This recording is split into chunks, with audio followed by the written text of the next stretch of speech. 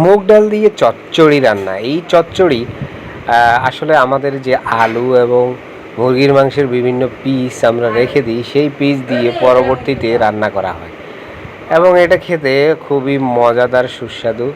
আপনারা অনেকেই বাসায় এভাবে রান্না করে খান, আমি জানি সেটা। তো আমার এখানে রয়েছে লতি আর মুগ ডালের চচ্চড়ি। তো প্রথমে লতিটা দিয়ে ট্রাই করে দেখব কেমন লাগে খেতে।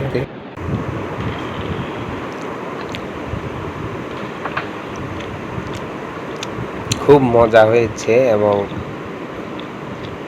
আলাদা, মানে লতি তো আসলে লতির গুণাগুণ আসলে ভাষায় প্রকাশ করা যায় না।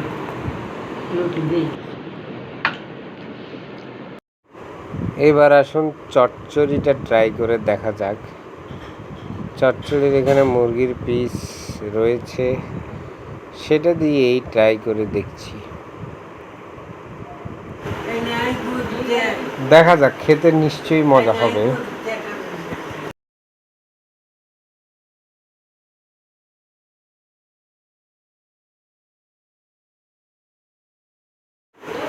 মজা হয়েছে অনেক, মানে চচ্চড়ির সাথে ডাল যে এভাবে রান্না করে খাওয়া যায়, এই যে মুরগির মাংসের পিসটা যেটা এখানে দেওয়া হয়েছে,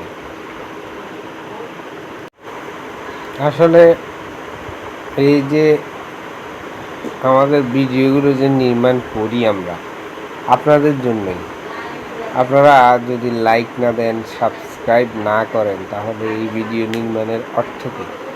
একটু ডাল দিয়ে খেয়ে দেখি।